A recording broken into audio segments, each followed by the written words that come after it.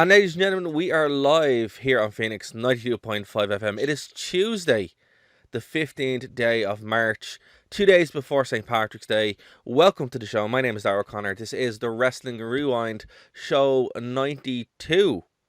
Can you believe that, Martin? 92. I believe that at this stage, Dara. Well, with all that being said, you heard him, the reigning, defending, undefeated 1-0, Mr. Martin Herty. How are things, Martin? It is. Well, the only thing is that I've despite 2 years of dodging it, I finally caught the COVID. Yeah, it got us all. It got us all. Punk has 2 weeks off anyway before he has to answer my challenge. We'll let him away with these 2 weeks while you're recovering. Yeah, so that's lucky for. And the worst thing is, I couldn't have got COVID on a worst week. St. Patrick's Day, and then the day after St. Patrick's Day is my birthday. So that's it out now for the 3rd year in a row. 4th year in a row, is it? That sucks, dude. No, how many years is this one going? This will be the 3rd one for you. We missed 2 so far. But no, I got it there like a couple of weeks ago. And yeah, no, it's not fun. But look, if it's any consolation, it's out of the way now. It seems like everybody who didn't get it the first time around has it now. So speedy recovery, dude. Speedy recovery. Thanks very much. Yeah, actually, look, it's grand. It's not too bad. And send them your love, ladies and gentlemen. Slobber Knicker is now on Twitter. So send Martin your love. He would appreciate it. Of course, we have a lot to get through this week. Some sad news just to kick things off. We're also going to be talking about AEW Revolution. That's going to be like a big part of the show, and also 2K 22, which is which I do have a lot to talk about. Actually, more to talk about than I thought I would. So we'll get into that as well. And a big debut. Yes, well, yeah, one that nobody expected, but it's kind of funny. It all kind of ties together when we get there. We're also we will be back to our timeline soon on WCW, but you know, obviously things are quite busy. For people listening to us on live, you know, leave your comments in the chat. We have the chat here open in front of us, so we'll be able to kind of see them. And if you're listening to us on Phoenix FM as well, this is the most up-to-date show I think we've ever done on Phoenix FM because we're recording like the day before, which is weird. It's mad, yeah. Yeah, we usually were live on Friday night. And hopefully by the time this goes out on Phoenix, we'll have better news about Scott Hall. Apparently he was taken off life support about 4 or 5 hours ago. Yeah. But he's still ticking away sort of under his own strength. So well, look, so who knows? So for people looking on the screen here, we have the story from GameSpot.com, and it is kind of being reported all across major wrestling websites, and Twitter's full blown. You know, I think we might have jumped the gun a little bit with R.I.P. Scott Hall in the comment of our show, but like there is the belief. So we'll see what's going on. But basically, the story does come from GameSpot.com. Kevin Nash pays tribute to Scott Hall as he'll soon be taken off life support again. This is an active story. There's a lot of movement in it as well. Legendary wrestler and WWE Hall of Fame Scott Hall was recently put on life support after complications with hip surgery. Suffered 3 heart attacks. Hall's former tag team partner, lifelong friend Scott Hall, confirmed that Hall's family will take him off life support as soon as they get their affairs in order. Scott's on life support. Once his family is in place, they'll discontinue life support. Nash posts on Instagram, "I'm gonna lose the one person on this planet I spent more of my life with than anyone else. My heart is broken. I'm so effing sad. I love Scott with all my heart, and I'm preparing for my life without him in the present." So look, this has been active all day. Again, it is a very sad situation, and we don't know. Like, the belief was that he was, you know, he didn't have long left, and that's particularly when we went live. Yeah, that the life support was sort of the only thing keeping him alive. Yeah, and now it seems to be that he is kind of breathing on his own again. So we don't know. Obviously, if the story breaks or if there is some update during the show, we will update you guys. But for the time being, this is where we are as we're recording. It's people seem to be bracing themselves. It'd be a hell of a kick out, wouldn't it? From Razor just at the last minute. Oh man, it really would be, wouldn't it? To keep on ticking.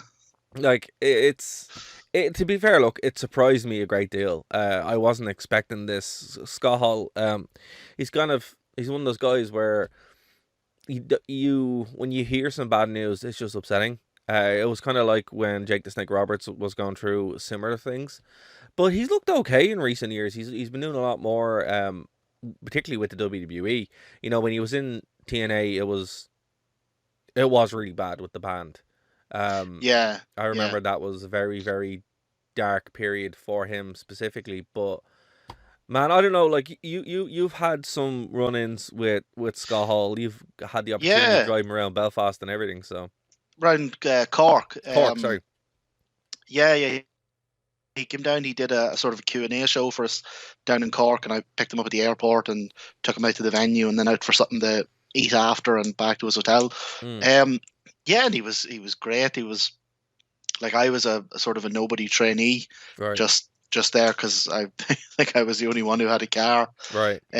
But he was more than happy to let me pick his brain and sort of offering different bits of advice about getting started, and Mm. happy to tell you all the stories about different legends in and out of the ring. And the only thing is he wasn't too complimentary about breath, but I just sort of bit my tongue and said nothing.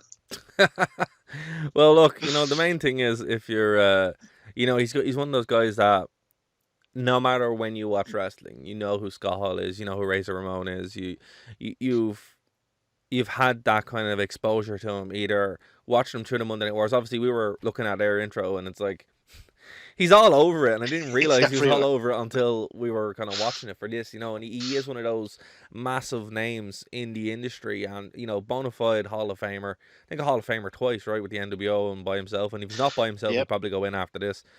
Um, He never won the. Did he ever win the world title in he WCW? didn't. He never won any No, world so he title. never won Period. it neither. Yeah, which is Mad. surprising. But then again, the reason why he didn't win it was because one, Nash was booking it, and when Nash wasn't booking it, Hogan was bullying everybody to book it. Yeah. So it's one of those things where you're like, the thing about Scott Hall is he always seemed to be, always the bridesmaid, never the bride. Where he was with the people who Yeah. were the big draws. You know, Even when he was winning, like he won the sort of infamous ladder match with Shawn Michaels, but yes, it's Michaels who he's sort of came benefited out of from it. that. Yeah, Yeah. that's kind of it. Like even like throughout his whole career, again, and you took the words right out of my mouth. I was gonna say, Shawn Michaels benefited from that way more than Razor Ramon. And then he went over to WCW, where you think he would have had a Yeah. run of it, and he did. He was in the biggest stable of all time. I know Oh yeah. WWE likes to say it's DX, but it's not And DX. not in it like You know, like bloody no, 100 people were in it by the end. Like he like the was, founding member. the other half of the foundation of that, even before Hogan came in. Like sort of the outsiders were the foundation of that. Absolutely, and I think people need to kind of remember that. And one thing that we've noticed in the show, and we haven't gone back. We will go back to 1996 probably. I think that's going to be our next jump, where we go back to 1996. We can see the origin of the NWO, but we've seen it in 2000s in WCW, where he's still up there. He's at the top of the card. He's having matches with Goldberg. He's in active feuds beside Kevin Nash, but never Yeah. actually kind of coming out of his shadow as such. He was just kind Even, of even there. later on, like post the invasion and everything, Mm. it was Hall that Austin wanted to work with. Which was surprising. Like I remember going like as a kid. Like how old was I in 2002? Like 16, 15, around that. And no, I was younger. I was like 13. I was younger. I was still in school, primary school. Just going into secondary school, and I remember thinking,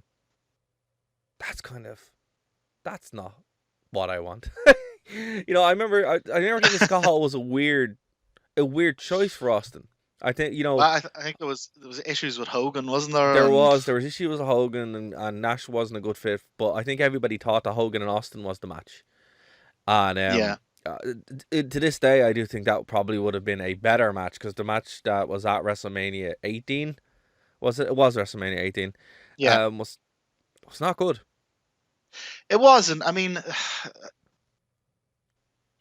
Hall wasn't in a particularly great No, he spot at that time. Like But I mentally, thought obviously, in his for demons as well. yeah, but I thought for I thought he still managed it. I think Mm, I think what sort of pulls it out of the bag mm, is he did take one of the best stunners ever. he did. So when you think back to that match, you don't really think about the kind of sort of awkward plodding moments of it. You just think about that awesome bump off the stunner, and Yes. in your own mind, it's probably one of those matches that it's probably better not to go back and watch. Yeah, and that's it. It's one of those when you are thinking about it as a fan. There's those big moments. And it did have that WrestleMania moment. I think from that WrestleMania, it was Hogan and Rock, obviously the double turn. Um, and then there's the stunner. Like Kevin Nash, I believe, was involved in a match as well. I don't remember who with. Obviously, it wasn't that important. I Actually cannot can't think of it remember. either. That's mad. And yeah, if you're in the chat, guys, let us know. I just genuinely can't remember. Um, but yeah, Scott Hall was there, and I think that was the highest point that he had. I think what was it? The plane ride from hell was a couple of months after that, and he was obviously let go around that time. Yeah. And that was it. And Scott Hall was gone until he would show up in Impact randomly a couple of years later with Kevin Nash, and they would do, discount NWO, which was not good. And it's weird because Scott Hall didn't even win the title there, which he didn't even win any. I think he won the tag belts. I could be wrong, but I think he won the tag belts. I don't think he won anything else. But I think he was his character was kind of so effortlessly like laid back and cool. He probably not only didn't need like a world title. I don't even know if it would have suited his character. well, that's it. Now he does have a lot of runs winning US belts and intercontinental belts and that level, and then also Yeah. multiple tag runs, something like 15 tag runs. It is kind of ridiculous when you think about it. But then again, it's just like he was happy enough to just be there, Oh, that's what he told. I've heard him and that was kind of it. say this before, and it's actually one of the things he told me. He says as long as he's getting paid, he'll go out and he'll take the L every single day.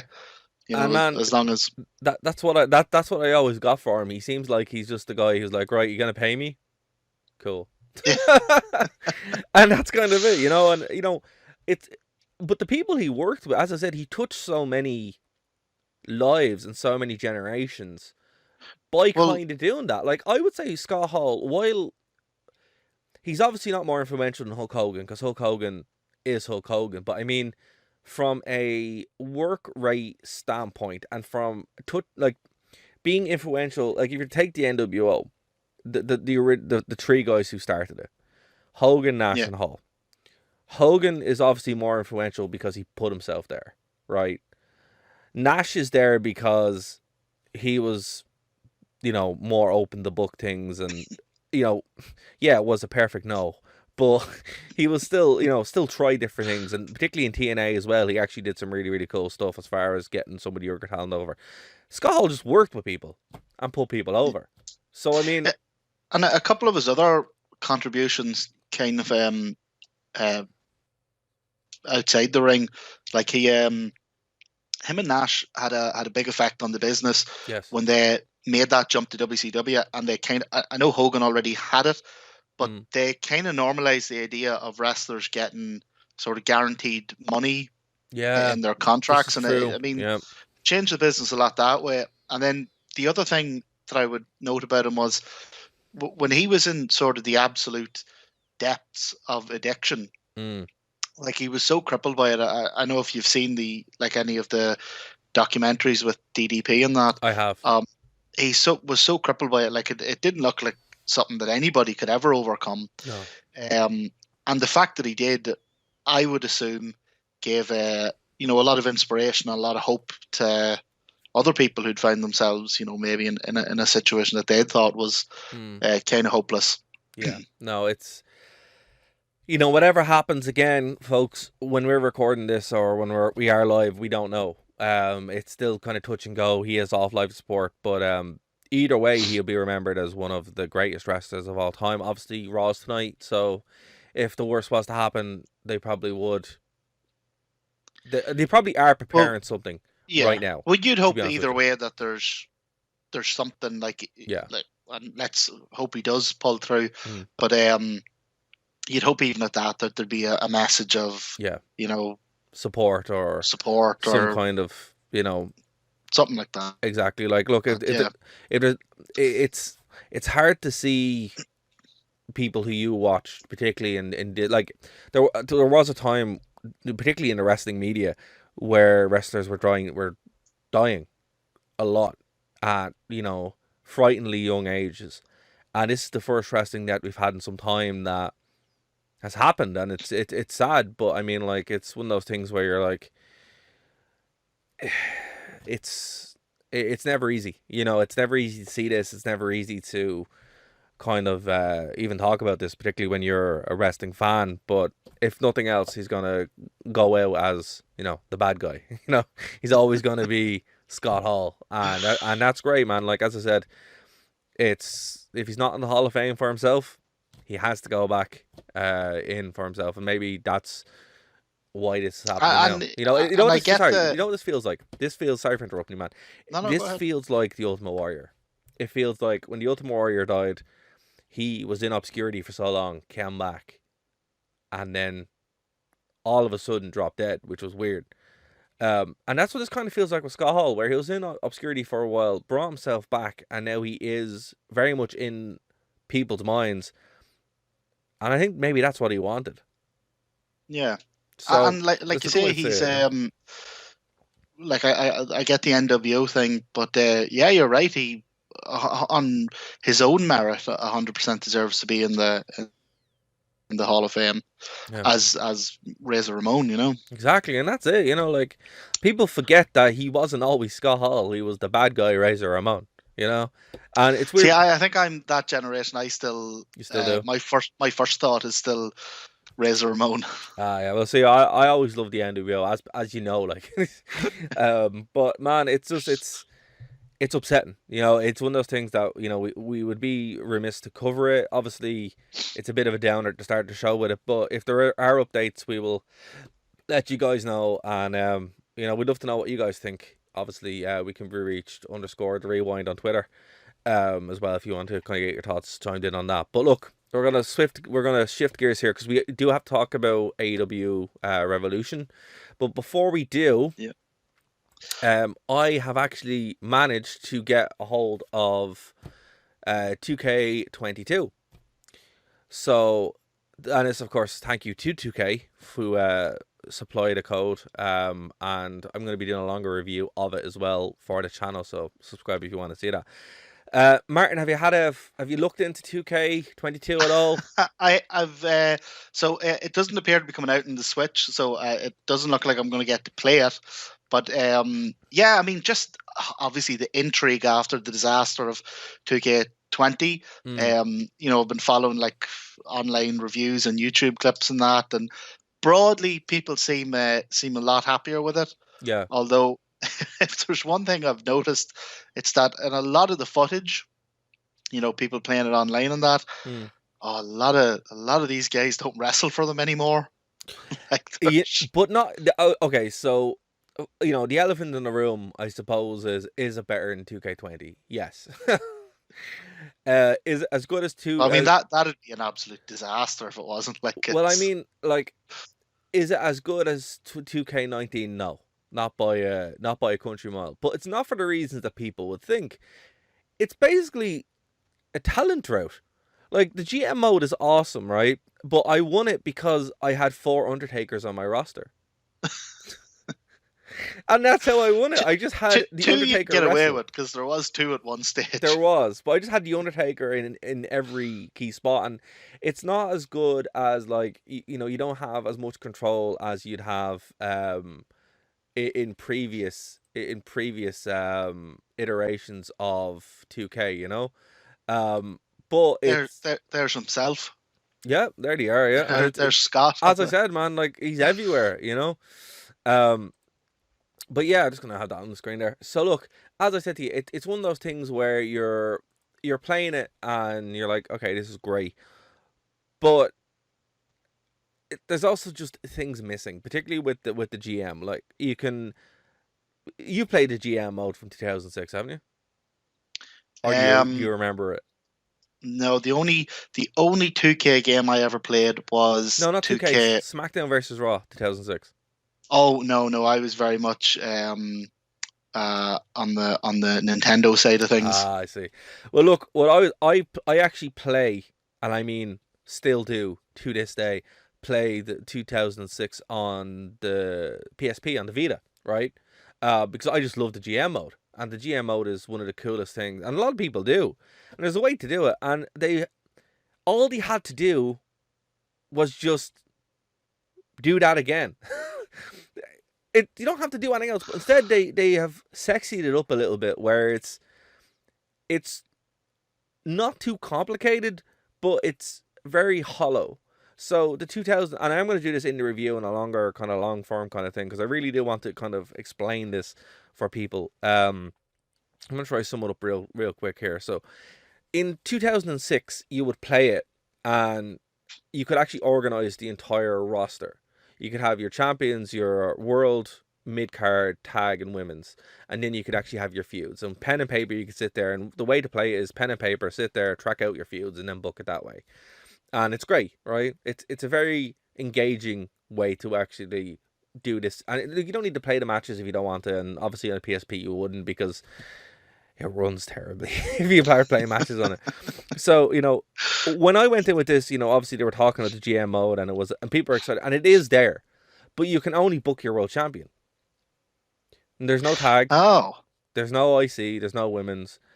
And there are certain things like cards, so you can play it to undercut your rivals' promotions, to not let them play their champions, etc. So it's more like a card game element as well, which is a cool feature. But hasn't this been an issue though with wrestling games for 20 years, where fans of the games have been saying, just give us an updated version of No Mercy, or just give us an updated version of SmackDown versus Raw, and they keep reinventing the goddamn wheel over and over again. And every year people say, just give us a modern version of the thing we bloody like. And every year they refuse to do it.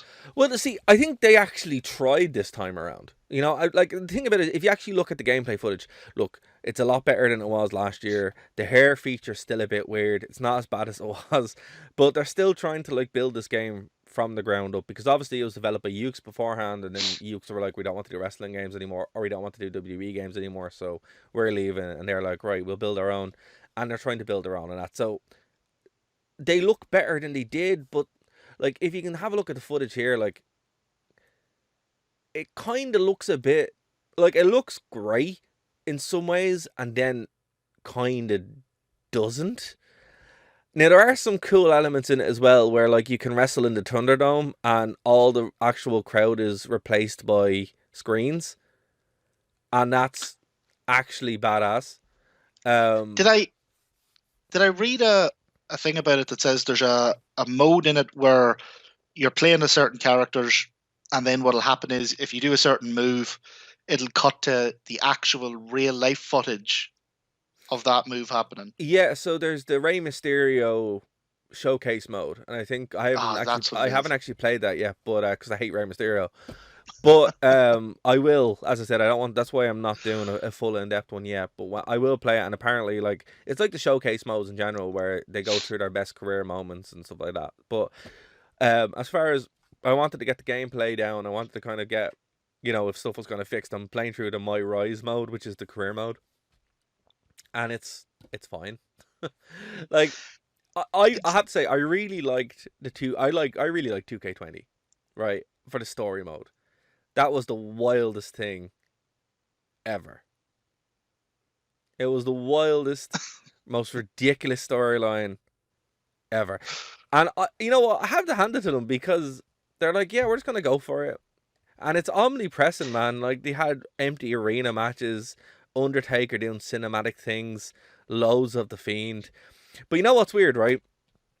So obviously, the biggest flaw here, and I am conscious of the time, so I'm going to kind of wrap this up. But the biggest, weirdest outlier of this is Bray Wyatt isn't in it. But all of he's not in it. He's not in it. No. See, all that's interesting, because surely they own the character. Like, They do. All of his stuff is in it. You can make him. Like, literally, his entire entrance is there. All the Firefly Funhouse stuff is there. All of the clothes he wears is there. Everything is there. And it's the same with everyone they released. The problem with this is, and what they should have done,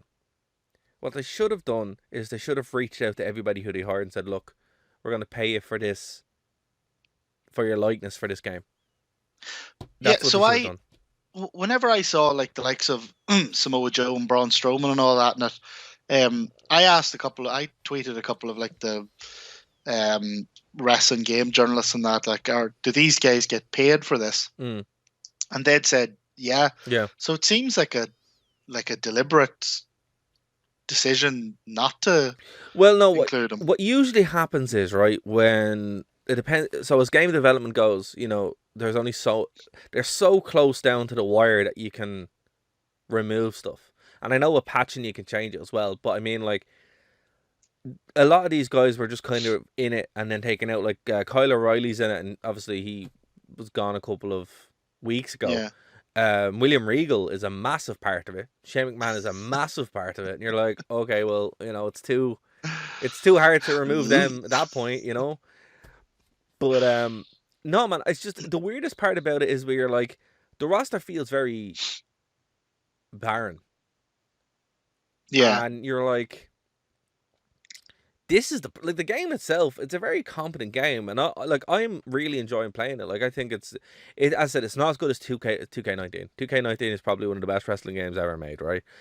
But it's such an improvement on 2K20 that's night and day.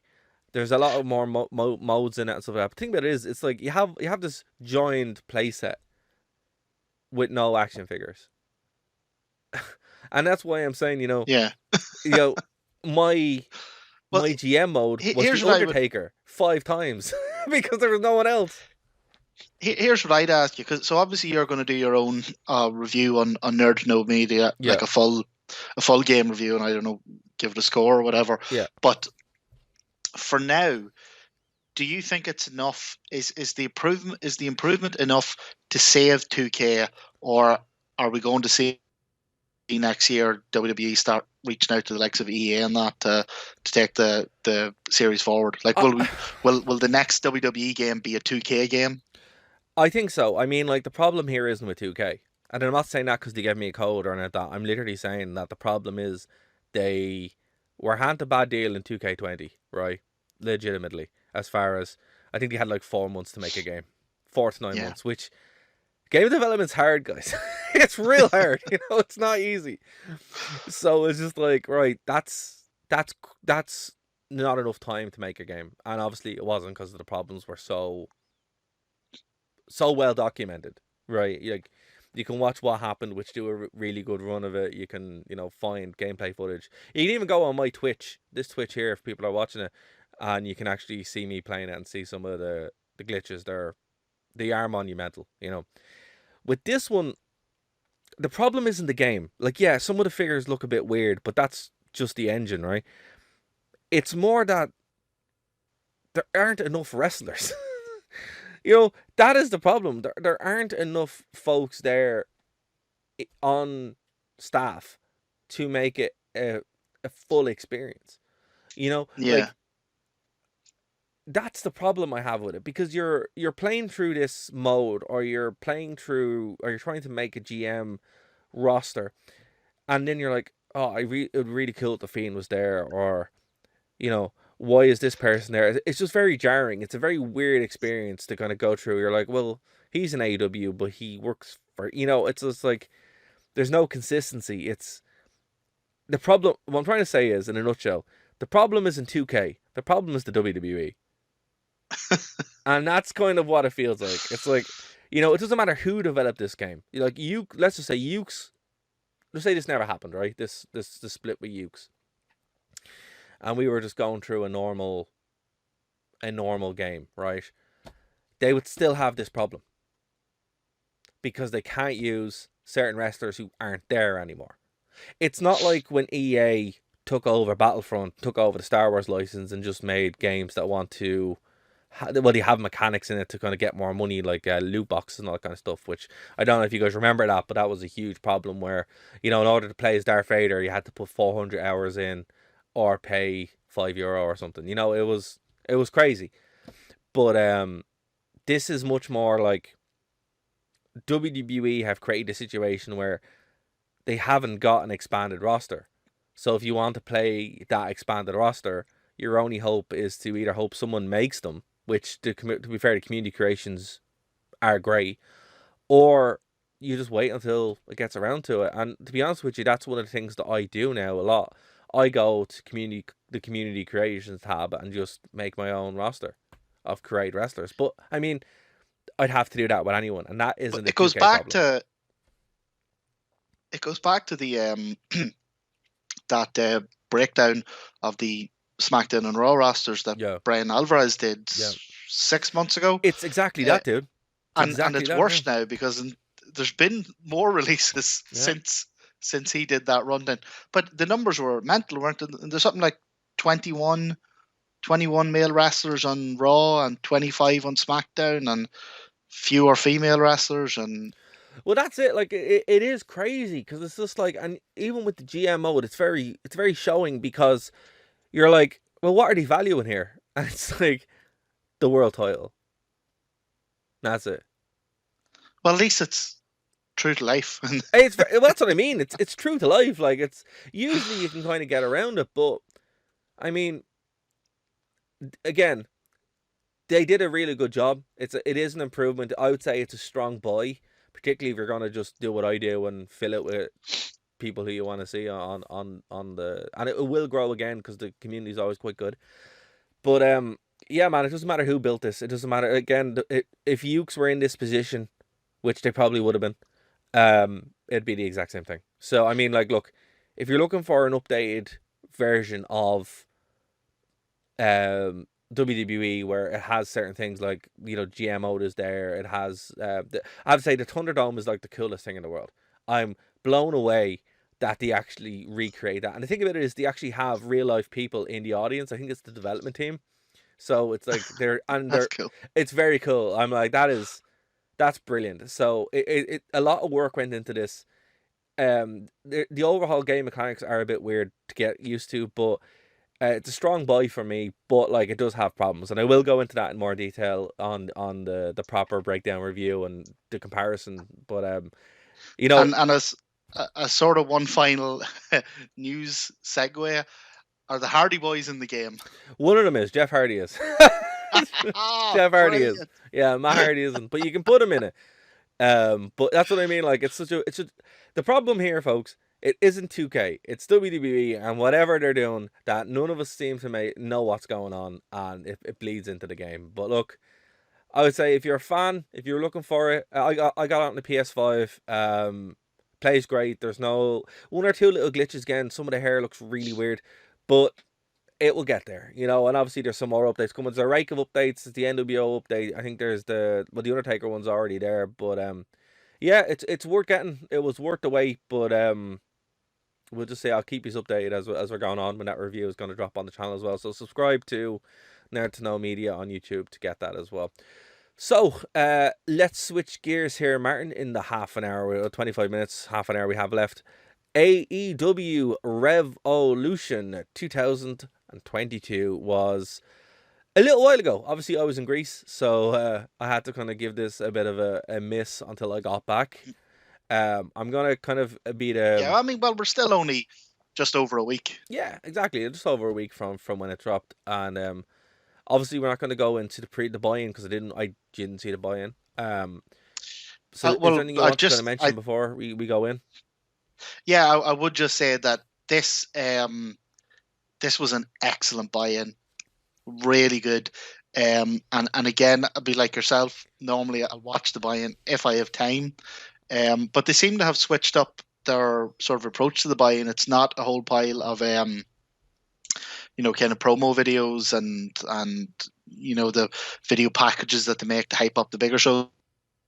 They had 3 genuinely really good matches on the buy-in. Layla Hirsch and Chris Statlander had a slightly botchy, but a really solid match. Hook came out and batted the head of QT Marshall. Everyone loves to see Hook.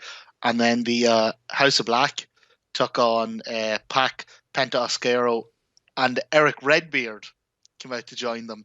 And they had it was almost a shame that this was on the buy-in, because they had an absolute banger of a match. But yeah, look, we're tight for time, so we won't go into it. But this is a buy-in that's actually worth watching. Well, look, as I said, when I saw the buy-in, I was like, oh man, I wish I kind of had saw that, because, I really like Pac. Penta's cool, and Eric Redbeard is just, obviously, it's that is a tag team. That is a trio that you want to see. And in the House of Black, I'm all over that, man. Like, as I said, Alistair Black is one of my favorite wrestlers, but it's cool. It's a very, very cool kind of faction warfare thing. I'm sad I didn't see it. Yeah, and it's a great mix of guys, because you have the likes of Pac, Penta, and Buddy Matthews. Yes. And obviously Malachi Black, who can do the really, really athletic stuff. Yeah, and you have Brody King and Eric Redbeard, just two huge hosses who just went at each other. This is a traditional Mexican trio setup. Oh, so it doesn't shock me that was that good, because that's kind of how you do it. You have your big hosses, you have your athletic kind of staple guys, and then you have your high flyers as well. It seems like had everything. So I am probably going to go back and watch that. But Martin, we're going to have to quickly go through this, because we are tight for time. So Jade Cargill versus Tony Conti for the AEW TBS Championship. Obviously, Tony Conti. Yeah, well, Sorry, go on. We've jumped a wee bit ahead here, but yeah, I mean, Jade Cargill's in the middle of her, I think she's 30-0 now at this stage.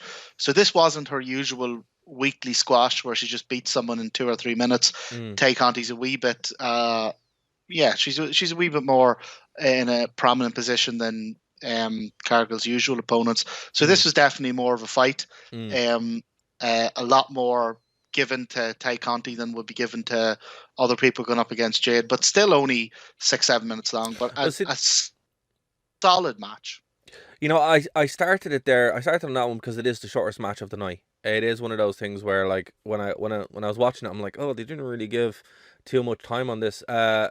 Marcus Devil May Cry via Twitter said it is crazy to me. In one match, I'm a fan of Swerve in AEW. Meanwhile, WWE ruin Pete Dunne in one night. Oh God, yeah. If only this is the problem with so much happening in wrestling. we just don't have time to cover like all the news every week. But yeah, Pete Dunne came out as Butch, so do what you will with that. Yeah. Anyway, so look, I want to start there because it was Pete Dunne showing up doesn't surprise me at all, because they just weren't using him at all in WWE. But yeah, look, I started there because it was one of those matches where I was shocked that it wasn't longer, but it was such a stacked card, and nothing kind of sums that up more than the opener. Chris Jericho was defeated by Eddie Kingston in about 14 minutes. Really, really, really good performance with Jericho. Jericho looks fantastic, and he's probably one of the best performances in Jericho in a while. But this Eddie Kingston thing, like, he's just been pulling out great performances from everybody. His match with Punk was unreal. So I think this is like a new era for Eddie Kingston. Oh, this is his year, 2022. He has to lift the TNT, maybe even the world title this year. And it was by submission as well, so he made Jericho actually give up, which is worth more. Yeah, and that was very deliberate, because the finish was fantastic. Jericho went for the Judas effect, and he ducked under it. It was a really fluid motion, and came back with his sort of kind of backhand finisher, and then hit him with it again. So the fact that he hit him with it twice in a row, I thought he's out. But rather than go for the pin, he put on that cool looking submission stretch. Oh, it was very cool. And tapped him out. So it seemed to be a real deliberate thing, that it was a submission defeat and not a pinfall. Yeah, absolutely. As I said, it put him in a great position, as not only did he, and again, like, there's very few people who have a submission victory over Jericho, which is something worth mentioning. I don't know if they brought it up in commentary or not, but it's one of the things that when you look back at Jericho, like the list is very small of people who actually beat him with a submission. It's usually a The, li- pinfall or some other kind of way, but it's never. the list's very small of people who have beat him at all. Like if you're talking 1-on-1, Yeah, it's not a huge list. Like, no. so he got his first pinfall loss. Um, was Orange Cassidy before or after Moxley? Must have been after. But yeah, like you're talking Mox, Orange Cassidy. He's had maybe one or two other straight 1-on-1 losses since then. But like he's been with AEW from the very start, Yeah. and like you could count his singles losses on one hand. Yeah, no, absolutely. The next match here was a three-way. Jungle Boy, Luchasaurus defeated Red Dragon and the Bucks. Now, look, I'll be honest with you, this one did very little for me. I don't know why. I was expecting it to be a little bit better than it was, Martin. But look, I kind of wanted the Bucks to win or Red Dragon because I'm a huge fan. But obviously, just Jurassic Express came out and got the victory here. Do you know what? Maybe it's the type of matches you're into. Yeah. But for me personally, I thought this was a work of art. Really? Okay. The fact that it was so well put together, from three teams who can do like every single one of those guys can do mad spots, and they had this thing build and build and build, and at no stage did it get, kind of clustered or awkward. There was no I can't think of any spots where you had people sort of standing looking up for like an inordinately long amount of time, when it becomes very obvious that they're waiting to catch someone. It was very fluid, all right. I will have to give them that. Yeah, flowed amazingly. The high spots were as high as you ever. I mean, it was pretty clear that the Young Bucks kind of had their fingerprints all over this one. And then I thought the ending was just that finisher of Jurassic Express is just amazing. Look, as I said, so my question on this one though, Martin, where did they go from here? Because this was obviously for the tag belts, and they defeated the two major teams. Like Red Dragon could carry that division by themselves, as could the Bucks, who did. Where did they go? Like, who's the next? Well, I imagine it's because Red Dragon and the Bucks are going to go do their own thing with each other for a while. So there's obviously an undercurrent of an issue there with Adam Cole and his loyalties. And then we're also seeing more and more, Kenny Omega's starting to be more active on Twitter again. And what do you call him? His manager was on the buy-in. Right. It was actually Kenny's music played on the buy-in and the place went mad, and then Don Callis walked out. Right.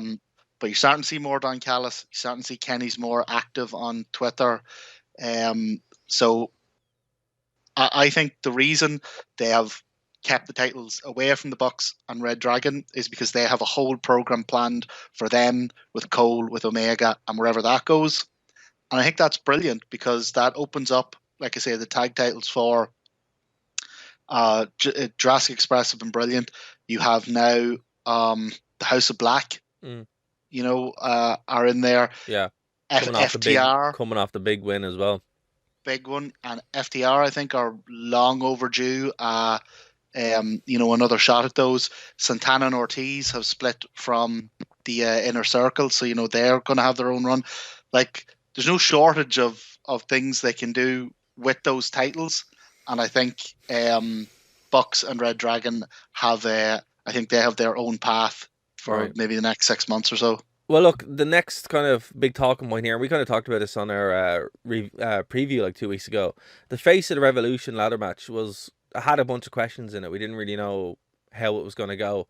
Wardlow walked out with the victory here. To my disappointment, to be honest with you. Again, I don't like Keith Lee in general. And No. I don't know why. I in NXT I was like, okay, cool, he's fine. I don't know what it is, man. Like, I'm surprised to hear that. I was surprised that it happened.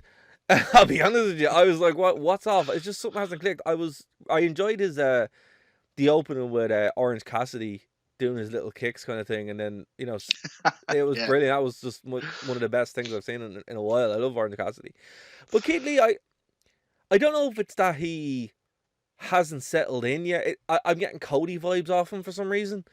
Oh. Yeah, it's weird. So I'm gonna kind of keep an eye on Well, it. he is like, yeah.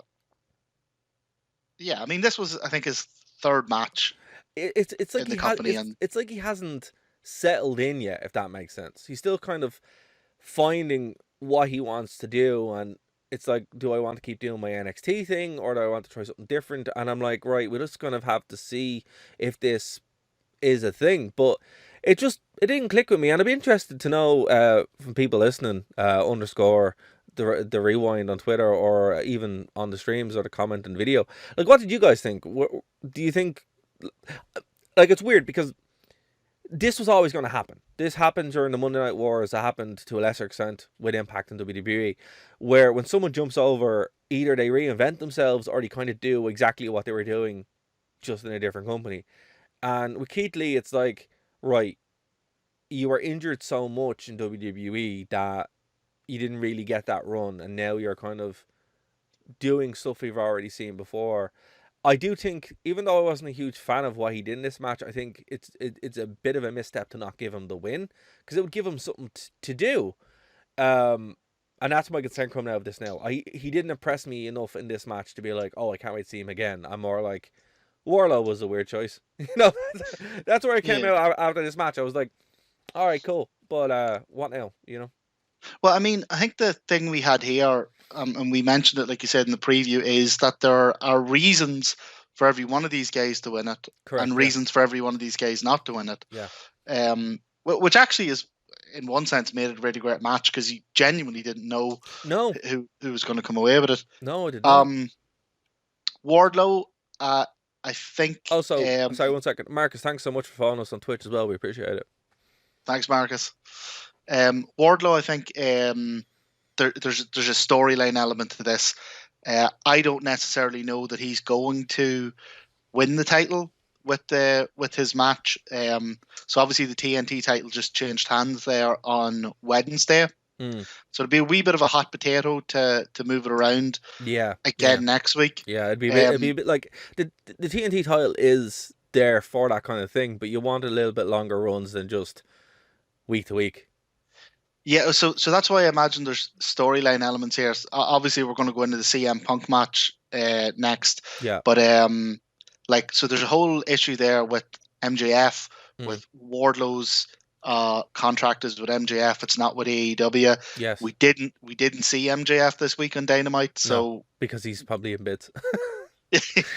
Yeah. But is he going to come out and demand the shot? If Wardlow wins the title, is he going to So I think part of the reason it went with Wardlow, I mean, apart from the fact that he's just a really good wrestler and he's over as hell. Yeah. I think there's sort of storyline elements to this. Well, look, what we're going to have to do, obviously, on the stream here, we're going to keep going without taking a break, but we are going to have to probably take a break for the radio show. So when it comes to, in about 5 minutes after we talk about Punk MJF, I think we are going to have to take a break for the radio listeners, but obviously the stream is going to keep going as normal.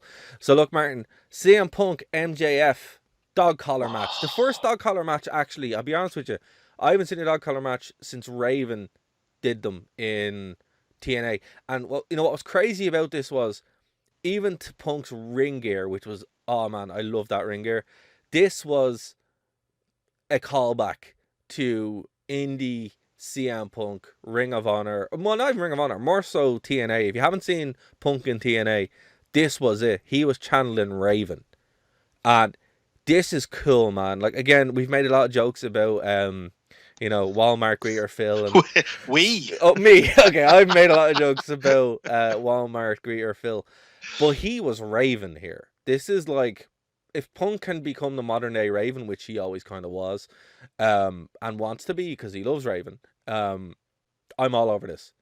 There's a very similar, like, Raven would have these matches all the time in TNA in about 2005, and they are unreal.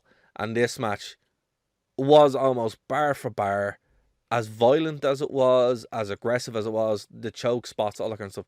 This was a TNA Raven dog collar match for the modern era. Well done to both the lads. Punk, if this is who he is, as I said, it's the same hesitancy I had with Keith Lee. Sorry, I have a Keith Lee I had with Punk, where it's like, I don't really know what you're going to do. You know, it needs to be different. And Punk now, he's sliding into this new era where he's like, right, this is who I am now. And if this is what Punk and AEW is going to be, man, we're in for a great time. A great time. So I think with when big names come in, like you said, Keith Lee and CM Punk and the likes of that, I think there is a period where the audience is just going to be happy to see them. Yeah. Like, they're just going to cheer them no matter what. Yeah. So there probably is a period of time where you just have to let them do matches and, you know, sort of crowd pleasing promos and stuff to let people get that out of their system. And then you can start really telling stories with them. Yeah. I'm with you 100% here. This was phenomenal. Yeah. And it was a level of violence and a level of viciousness that was so far removed. And like, I know you didn't like it. I loved it. But so far removed from the Jurassic Express three-way tag match, because it was so much grittier. It's not of its time. So much more grounded. It's not of its time. It's a match from 15 years ago. But, even the and like, obviously glowing over Punk, a huge reason that this is so fantastic was down to MJF. His bump on the thumbtacks, for example, was astounding. Yeah. In fact, I think these two guys might be the best sellers on the go right now. Oh, look, as I said, you know, it's something we haven't seen. I don't think, like, look, most people have never seen this from CM Punk. Legitimately. Most people have never seen this, because you only saw this in the independents. You didn't even see it in Ring of Honor that much. He didn't really do it. Like, I had his feud with Raven in Ring of Honor, but that spanned across Germany, Impact, and then kind of ended up in Ring of Honor from time to time. So this is something that, you know, it's something that people wanted. It's just weird that Punk has taken over that Raven role that he initially was MJF. And I just love that this has come full circle now, where Punk is a lot older. He is playing that older, you know, a mentor figure, where MJF is like, well, look, you know, I looked up to you, but I don't have to now. And that's the story that was going on here. And it's just wonderful. It really is. We are going to have to take a break here, though, for the FM listeners. Martin, what's your Twitter? How can people reach for Phoenix FM? You can get me on Slobberknocker. Slobberknocker, cool. And of course, you can reach us at _ the rewind, and of course the Wrestling Rewind at gmail.com for your comments, thoughts, and opinions. Guys, we're going to keep going here on the stream as well. So Martin, look, going into that match, for me that was match of the night, the dog collar match, and but we weren't done. We were not done by a long shot. I think so. For me as well. Like I said, the level of violence was so grounded. It was brilliant to see that aspect of Punk. You know, I've been getting a wee bit of stick over the past months for saying it, but every time he has a match, I think I'm proved more and more right. I think Punk is on the run of his life. And then obviously you had the storyline elements were brought into it, with Wardlow coming down with the ring and not being able to find the ring. And then he is, oops, here it is. And he puts it on the apron for Punk to lift and to crack MJF. I just thought, from start to finish, this whole chunk of the pay-per-view as a presentation was just amazing. I don't know. I'm still on the wait and see with Punk. I mean, like, if this is who he's going to be, I don't take back what I said, but I'm going to be a bit less, less gleeful when this adjustment period happens. It's just more kind of like, I think he's just like, right, well, this is what I'm going to do. And the minute I saw the white shorts, I did pop a lot. The reason why, because I'm like, whoa, okay, we're going back here. We're going way back to, like, he literally looks exactly like he did back in Ring of Honor, so he's not trying. Oh yeah, and he had the music and everything. Yeah, he's not trying to be, WWE anymore. He's gone. He's not trying. He's literally going way back and doing this kind of stuff. And again, like the dog collar match, it's a match that on paper, I wasn't into. I was like, yeah, okay, I don't want to see, Walmart greeter Phil in that kind of match. But the flock, the gathering Raven, CM Punk, yeah, and that's who we got. So I'll be interested to see where this goes and how it kind of resets. Obviously, he wasn't on. Was he on TV last week? I know MJF No, wasn't. So we'll have no. to see when he is on The, TV. the thing with the dog collar match as well is, I mean, that's just a very difficult match to pull off. You know, like you got a very long chain you're attached to, and like there's 100 different ways to get tangled. I mean, that's before you're even talking about going in and out of the ropes and in and out of the ring, and um, so even just from a like a technical standpoint, I thought they did a hell of a job. Absolutely, and it's a match. As I said, it's a match you don't really see that much. You might see a strap match from now and then, but they're always kind of lame. I thought the strap matches. I've never seen a good one. I'll be honest with you.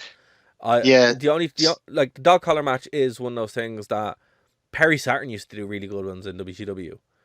yeah. But TNA really kind of figured out how to do them well, particularly in the early days. So it's I cool think that they're back to it. AEW is making it one of their kind of calling cards. So there's only been two, Yeah, and the previous one was another brilliant match. It was Cody and Brody Lee.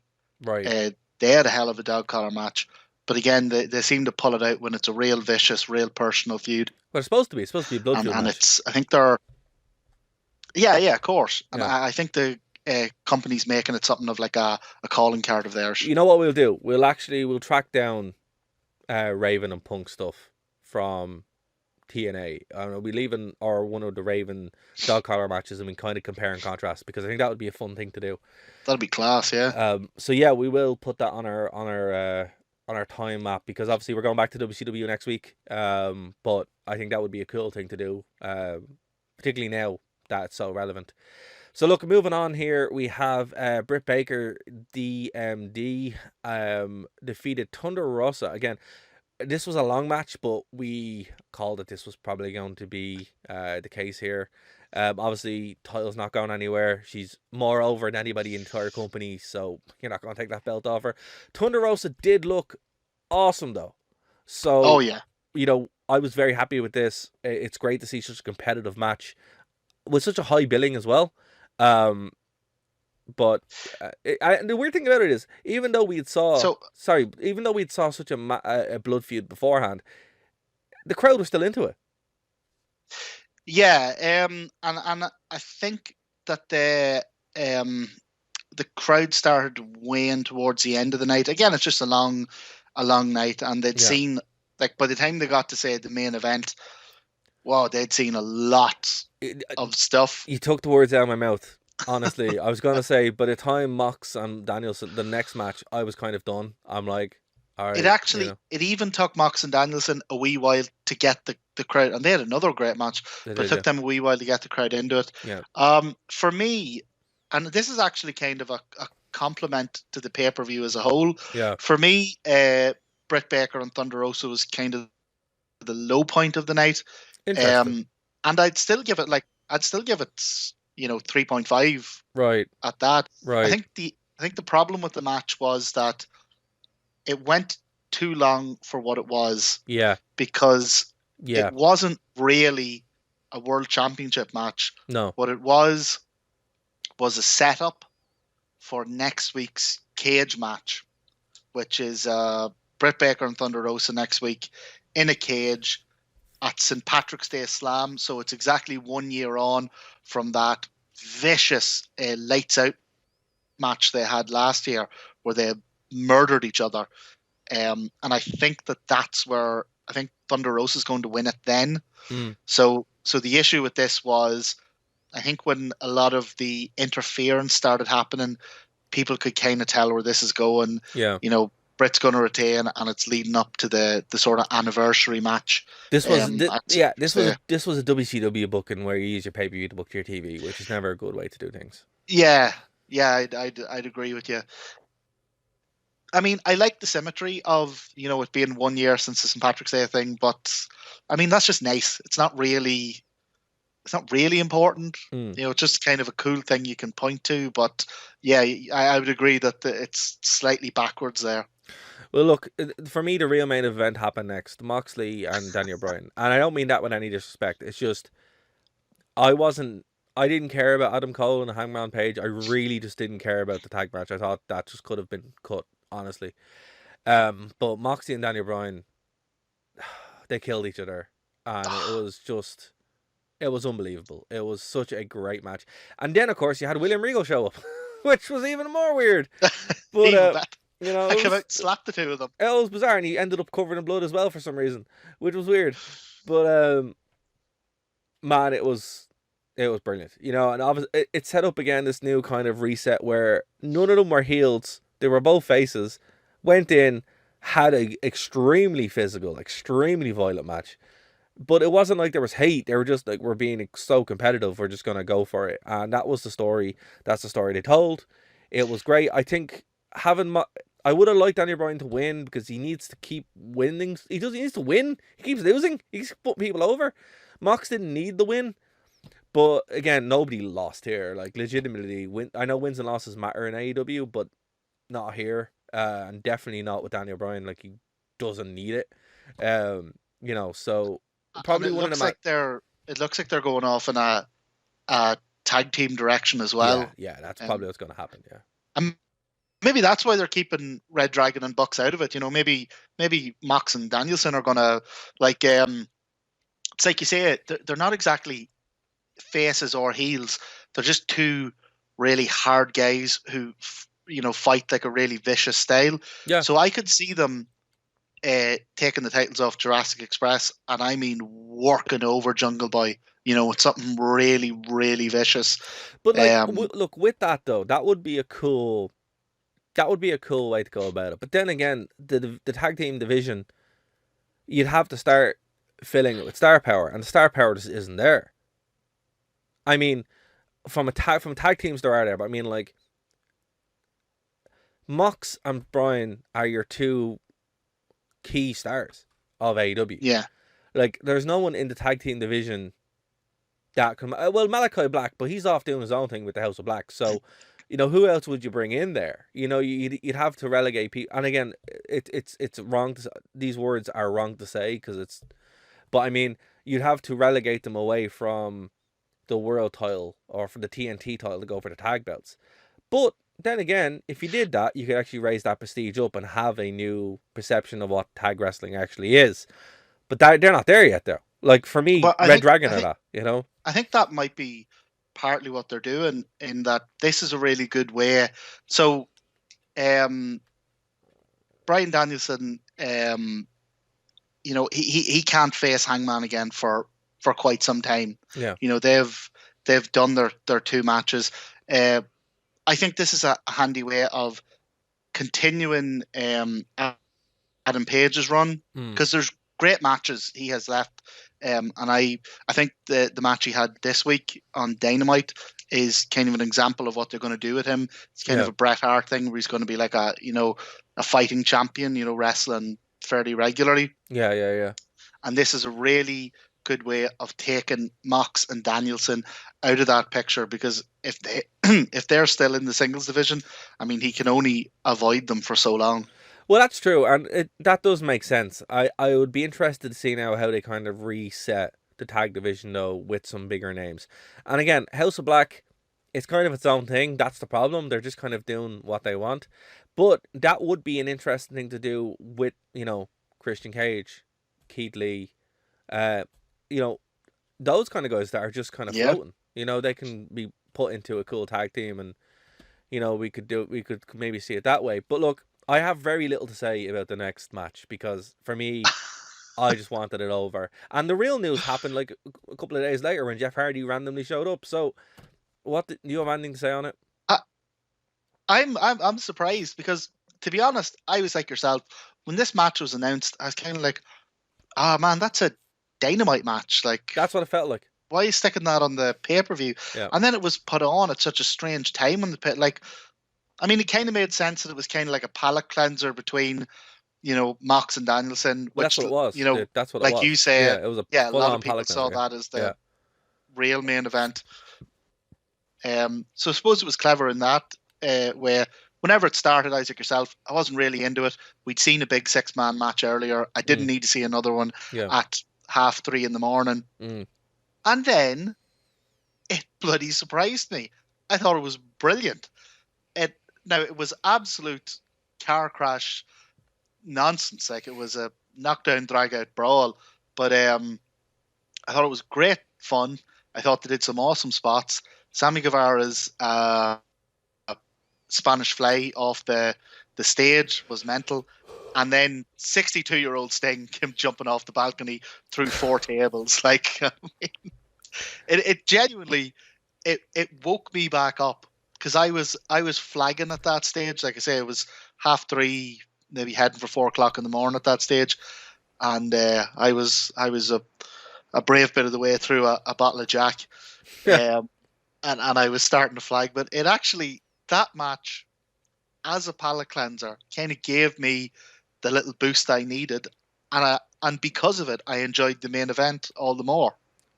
Fair enough. Well, look, as I said, I don't really have much to say. As somebody who would be a Sting fan and a vehement Sting fan, I once I start seeing more than one table with Sting, I'm like, oh no, we've been here before. This is WCW. But no, man, look, I understand your point. It was a palate cleanser, and look, for all intents and purposes, it was a good one too. Next match, the main event. Well, they called it wasn't the main event. It really wasn't though. Hangman But Page. it's like we said last week. This bloody pay-per-view had 4 main events. It did. It did. And to be fair, like, this was the weakest of them, and it wasn't their fault. The match itself was quite good. I just kind of wish this match wasn't on the card. Does that make sense? Because I just wasn't into it by the time I was watching it. Because I'd already. Look. This problem happened at WrestleMania, which is why I love that they have it over 2 nights now, where you can actually this would have been the main event, but on a separate night. Yeah, and then Jon Moxley and Daniel Bryan would have been the main event on that night. So taking it that way, maybe watching this show in 2 halves would have been a good way to do it, but it was what it was, and for me, the pop was already gone, and I think the crowd was kind of the same. The crowd weren't.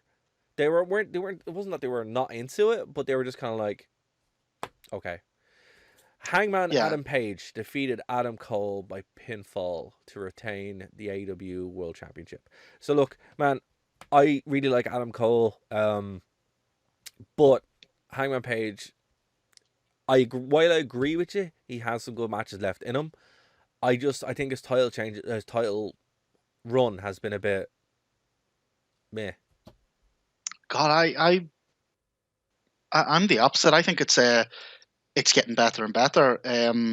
So for me, the thing with Hangman is... It's weird, look, I just don't buy him as a champion. I don't know why that is, because when he was chasing the belt, you were like, man, he's really hungry, but I don't know. It's just something about him. I just don't buy him as a champion.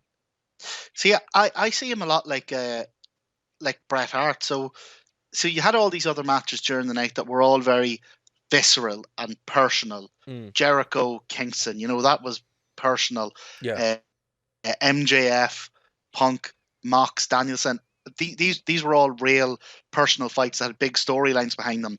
This was a wrestling match between the world champion and the number 1 contender. Yeah, okay, I'll give you that. Yeah. I mean, on paper, it had every right to be the main event, but it didn't have the story or the build of the other ones. Yeah, it was the most pure wrestling match of the whole night as well. Yeah. Well, I mean, without Mox and Danielson, to be fair, Mox and Danielson was a pure wrestling match as well, but they wrestled a completely different style to both the lads in the ring at that point. Completely different, yeah. But with this one, what I found was the same thing with Adam Page, is that, ever since, maybe not ever since he got the title, ever since the Danielson run ended, his championship, the run hasn't been great, but then the bell rings and it's brilliant. Yeah. Like his match with Lance Archer, again, just kind of had a 2-week build, came up out of nowhere, and it was like, I like both these guys. I'd say it's going to be a good match. I'm not hugely into it. And then the bell rings. And then it's a totally different story. And this is the exact same here. It was very simple, straightforward. The world champion versus the number one contender. Mm, It didn't have the visceral nature of the other matches. It didn't have the crowd sort of chomping at the bit like the other matches. mm. But then the bell rang and they put on a hell of a show. All right. Well, look, as I said, I think that's a better analysis of it, but maybe less is more with this kind of stuff, and I think going forward, you don't need for me. I'm always going to enjoy the stories a little bit more than the pure wrestling because it can feel kind of hollow. What they should have done, again, probably have this earlier on in the night. You know, and you can't really have your cake and eat it too here with AEW. I understand what AEW are trying to do, but this would have been better, midway through, and then having Danny O'Brien and Mox at the end. Yeah, or even like, I mean, I actually loved that Jericho and Kingston opened the show because I thought it was brilliant the way Kingston just came storming down, and I think the bell hadn't even rung and he threw Jericho on his head. Yeah, that was good. That was really but good. this would have been a really good open. I think your world title either has to open or close the show. Yeah, and look, the thing about it is, it's like WWE kind of do that now, where they have the world title open the shows, and I don't really mind that so much. It's just, I think with wrestling, the story really is more important than the match, than the sport, right? If that makes sense. Where the sport is there, and people are going to watch it for that. But what makes a good wrestling match a good main event is the story and the competitive nature of it too. And it just wasn't there. It was just missing something else. And I think because they had such a great build up to it, it was just kind of like, oh, instead of being like, wow, that was amazing. It was like, yeah, oh, and just put yourself in that mindset. If you had have seen William Regal show up at the end, like if that had have how the show went off the air, you would be like, whoa, that's incredible. Instead of you're just like, oh, the show goes off the air with Regal, Mox, and Danielson all in the ring. Yeah. Pissing blood and shaking hands with each other. Like that's a hell of an ending. And for me, that's a much more pay-per-view end than I agree with you. Yeah. But look, I'd give the show a solid watch. It's a solid B for me. I think what let it down was there was too much quality here. That's and it's not a good complaint to have. It's not a bad complaint to have. It's a good one. I said there's too much, and I would have broken it up a little bit. But look, it is again. It's like when you watch 2001: A Space Odyssey. You watch that in two parts because that's a hard movie to watch. You watch it in two parts because there's too much good. So I would say it's the same kind of thing here. If you haven't seen it, find a stream. It's still available on the Fight app. A solid B for me. Martin, what are your final thoughts on this? What's your grade rating and anything else before we get out here? I would give that an A. Okay.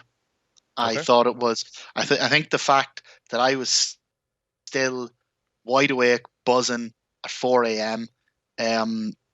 Is an indication of how well paced it was. I think, yes, there was a lot. I mean, there's 12 matches on the card, including the pre-show. Yes. That is a lot. It is. But when you consider that this happens 4 times a year, that's it. It's the big pay-per-views. And I think when they come on, they have to be events. Yeah. The length of them doesn't particularly bother me as long as they're paced well. And I thought what we had here, given the selection of matches, was a terrific breakdown of the kind of buffet style of wrestling that AEW does. You have your hardcore, you have your technical, you have your high flying, you have your strong style, you have your really visceral storylines, and then you have your kind of pure wrestling matches. And I love this pay-per-view. I think it might be my favorite AEW pay-per-view.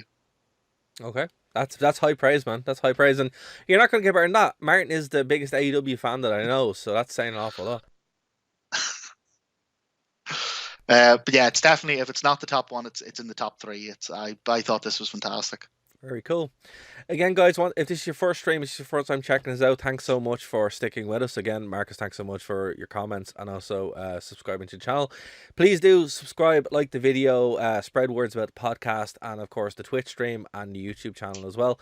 We appreciate it. _the rewind on Twitter. TheWrestlingRewind.com is where you can find us as well. And of course, my Twitter is @DaraWV. Martin's Twitter is Slobberknicker. And we'll be back next week. We'll probably be back this Friday because we usually do tape on a Friday. And yeah, we'll be back every single week, getting back to WCW and finishing off that timeline as well. Again, if there's anything you do want us to talk about, you can either tweet us, leave a comment in the video, or email us, thewrestlingrewind@gmail.com. So for everybody here on the show, and of course in Nerd to Know Media, we'll see you next week here on The Wrestling Rewind. Bye, guys. Take care.